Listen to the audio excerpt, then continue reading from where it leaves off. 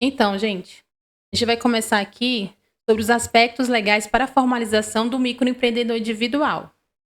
Como eu falei, meu nome é Kaline Rocha, sou bacharel em Ciências Contábeis, estudante do Instituto Federal de Samambaia e estarei aqui ministrando os documentos curriculares sobre o empreendedor individual, quais suas vantagens, limites, qual o faturamento que esse MEI pode atingir, sobre este cadastro, como é feito e quais são os seus documentos necessários. A guia de arrecadação do imposto do MEI, emissão de notas fiscais e quais são os benefícios que o MEI tem. O nosso objetivo específico é compreender o conceito do microempreendedor e quais são as suas finalidades, identificar os requisitos legais para a formalização. Vamos conhecer os direitos e deveres do microempreendedor individual. E também navegaremos pelo portal do empreendedor para que vocês tenham um melhor conhecimento. E ao final desse curso, eu espero ter contribuído com a comunidade da melhor forma para que vocês possam fazer essa formalização. Então, qual é a base do nosso curso? A base do nosso curso é que vocês entendam o que é o MEI, para que ele serve, quais são as suas vantagens e os seus benefícios. Quais são as limitações que o MEI tem e qual a diferença do microempreendedor individual para um microempreendedor que é o empresário maior. Então, o MEI ele é uma pessoa jurídica de regime do Simples Nacional. Porém, ele tem uma categoria separada. É um regime tributário, que existem 3 regimes tributários. O Simples Nacional, o lucro presumido e o lucro real. Mas o microempreendedor, ele só está inserido no Simples Nacional. Existem empresas de microempreendedor de maior porte que também estão inseridas no Simples Nacional, que ele tem um limite de 4 milhões e 800. Mas o MEI, ele está inserido numa emenda à parte que foi criada pelo governo federal para ajudar as pessoas pequenas que estavam começando o seu negócio.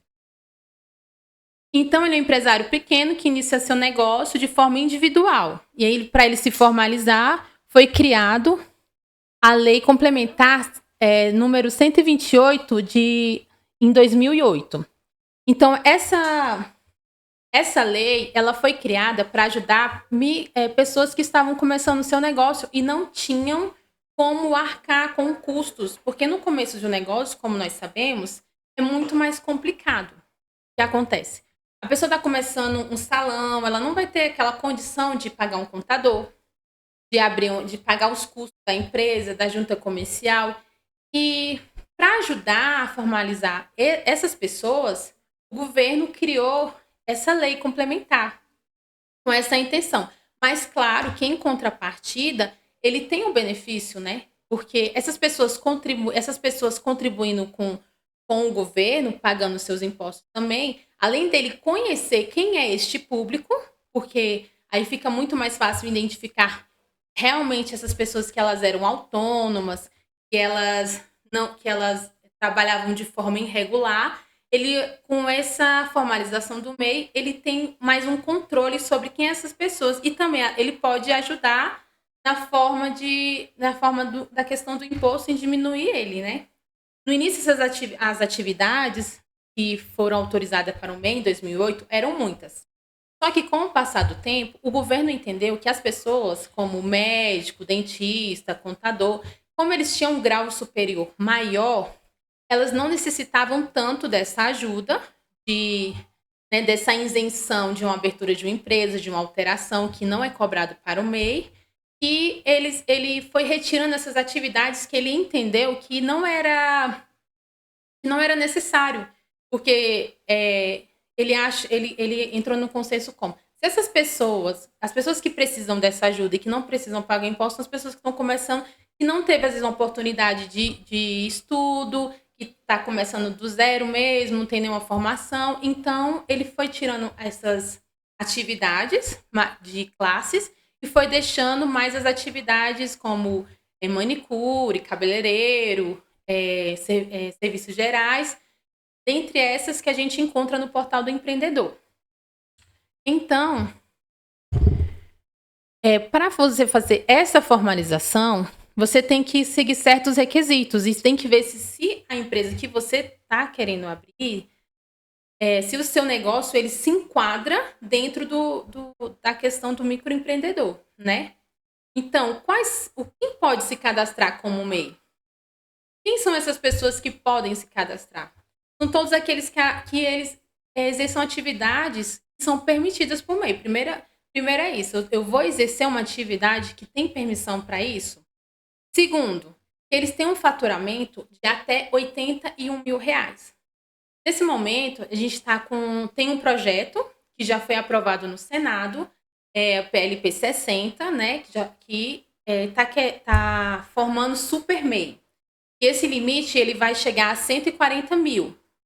No início do projeto, ele queria que aumentasse 2, porque hoje o MEI ele pode ter um funcionário na CLT, né? Ele pode registrar um funcionário, o limite dele é 81 mil.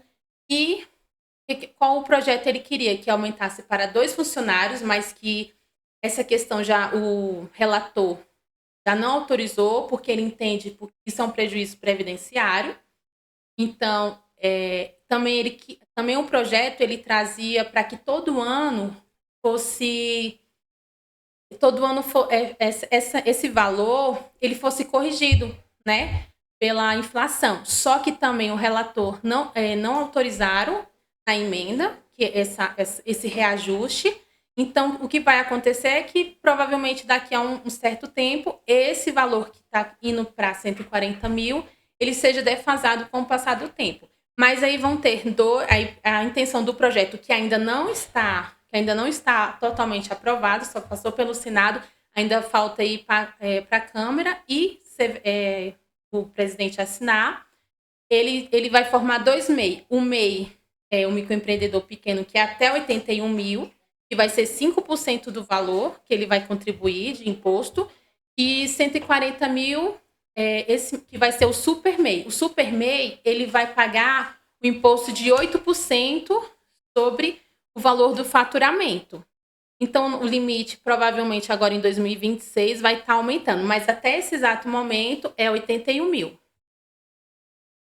Então, para continuar, quem pode se cadastrar? Os trabalhadores autônomos ou pequeno empreendedor que deseja formalizar a sua atividade no CNPJ, para que ele tenha as vantagens de ter um CNPJ, passar mais credibilidade. Então, antes de você abrir um MEI, você tem que ver se a empresa que você está abrindo se enquadra dentro desses requisitos.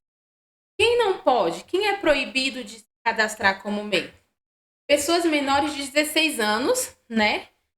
E menores de 18 anos e com 16 anos que forem emancipadas. Pessoas que seja titular, sócio ou administradores de outras empresas, eles não podem se cadastrar como MEI. Se você, então, já tem um CNPJ, você não pode abrir um MEI. Isso é um requisito fundamental. Servidores públicos. Servidor público federal, pela Lei 8.112, já é proibido, se ele estiver atuando, é proibido que ele seja um MEI.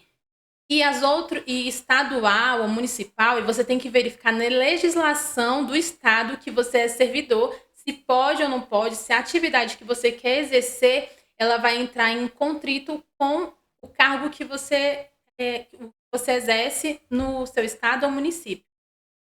Então, também, quem não pode são as atividades de classe, como médico, contador, advogado, engenheiro, não podem se cadastrar como MEI. Vamos lá. Aí tem que ter muita atenção em relação a esse cadastro, né? Como eu já tinha havido mencionado, o servidor público tem que seguir os critérios da legislação e estatuto. Um pensionista,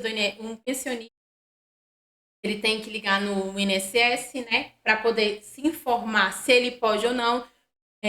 Porque pode ser que aconteça que ele vai lá, ele receba uma pensão, né? A mulher recebe uma pensão que o marido faleceu, ou coisa igual, e vai lá, eu vou abrir uma empresa, vou abrir um MEI. Abre, e aí quando ela tiver um faturamento, ela tem que se informar se ela realmente pode abrir nesse MEI. Então, assim, tem que ver as atividades e se essa pessoa ela pode, ligando no 135. Pessoas registradas na CLT. O que acontece? Uma pessoa que trabalha na CLT, ela pode ter um MEI. A questão é que ela não vai usufruir, por exemplo, do seguro-desemprego se ela for mandada embora. Então, tem que ver se esse tipo de coisa, no caso de uma demissão, você tiver lá um mês, você não vai receber o seguro, porque o governo entende que você tem um faturamento e você não vai precisar daquele benefício, porque o benefício é para auxiliar a pessoa que está desempregada até que ela arrume outro emprego. Se a pessoa tem um MEI, ela se caracteriza como um empresário, que ela tem um negócio, então o governo entende que essas pessoas não necessitam do seguro-desemprego. Então, por isso, se você é CLT, abrir um MEI, caso você seja demitido, você não vai receber o seu seguro-desemprego. Então, para continuarmos, né, outras situações que devem ser observadas. Quem está recebendo o seguro, como eu já tinha mencionado, quem recebe auxílio doença tem que se informar, o benefício PPC. Então, todo esse tipo de benefício que você recebe, você tem que ligar no 135 e se informar se vai prejudicar na abertura do seu MEI. Então, quais são os benefícios de ter um MEI? Por que eu devo formalizar? Certo? Por que eu vou abrir um MEI? O que isso vai me agregar? Você vai ter um CNPJ. Você com CNPJ empresário, você vai passar mais credibilidade para o seu cliente. Você vai conseguir ter aquela característica de empresa, eu sou um empresário, você tem aquela credibilidade, né? A formalização do microempreendedor, ela é gratuita. Eu não preciso pagar para a junta comercial para abrir uma empresa, como todas as outras são obrigadas a pagar. Você não é obrigada a ter um contador, mas, olha só, você não é obrigada a ter um contador, mas tem que fazer esse acompanhamento. Você tem que fazer um fluxo de caixa, tem que enviar as declarações que precisa, porque o que acontece? O contador, ele faz essas obrigações em relação à sua empresa. Como o MEI ele não é obrigado a ter, o responsável por essas obrigações é você mesmo, que é o empresário. Então, você tem que ter essa atenção de ter o seu fluxo de caixa em dia, de estar se organizando, tendo esse controle em relação aos seus impostos, a declaração anual do microempreendedor, certo? E para continuar sobre a questão quais são os benefícios, você também pode solicitar empréstimo por conta do CNPJ, ter um melhor em mercadorias, participar de licitações. E as taxas, elas são reduzidas no MEI. Mesmo estando dentro do Simples Nacional, o MEI, ele paga um valor inferior ao Simples Nacional Microempreendedor, é diferente do microempreendedor individual. O microempreendedor individual, ele tem uma alíquota bem mais baixa do que o microempreendedor, né, de empresas do Simples, que são empresas maiores. Porque ali eles pagam na faixa de 4% a 33%, dependendo do KENAI. E no caso do microempreendedor, ele faz a nota fiscal e ele não paga nada. Porque, na realidade, a única coisa que ele paga é o imposto, é a DAS, que vai para o INSS, né? Então, a contribuição para o ISS e para o ICMS é bem inferior à de uma empresa normal, né? E a contribuição dele praticamente é para benefício próprio, porque vai totalmente, quase todo para o INSS. Porque ele vai ter benefícios para a aposentadoria, no caso das mulheres, de uma licença maternidade. Então, o MEI, ele praticamente ele não paga imposto. Ele está se beneficiando em relação ao imposto que ele está pagando, porque vai para o INSS e ele vai ter um retorno disso. Ele é dispensado de alvará. O MEI, ele é dispensado de alvará. Só que é bom você conferir essas dispensas com o município, no caso aqui do Distrito Federal, na administração. Aí eu vou abrir a lanchonete. Eu preciso de alvará? A lei federal diz que não precisa de alvará. Quando você abre o MEI, vai lá e pedir o seu alvará, vai liberar. Só que é bom você dar uma ligadinha na administração, no caso do Distrito Federal, ou no município, no caso dos outros estados, para poder confirmar essa informação, porque os municípios, eles têm uma legislação própria, que alguns, eles exigem esse alvará. Então, é bom você se informar dependendo de cada local que você estiver. Então, sobre os benefícios, que a gente dando continuidade, a nota fiscal. O MEI, ele emite nota fiscal e ele não paga imposto sobre essa nota fiscal. A gente, quando emite nota fiscal, já vem um impostozinho lá. Quando você vai lá no mercado e faz aquela compra, você emite a nota fiscal e vem lá a porcentagem que você paga. O MEI, quando ele emite uma nota fiscal, ele não paga imposto naquela nota. É zerado o imposto.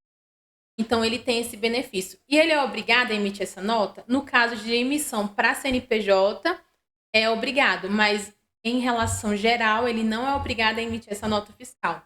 Ele poderá ter até um funcionário, no caso, registrado, não pode ter mais de um, porque se tiver mais de um já desenquadra. E é menos burocrático abrir uma microempresa, realmente para quem está começando. Aí vocês não podem pensar, eu vou viver eu vou viver sempre assim com a empresa porque eu não vou pagar imposto.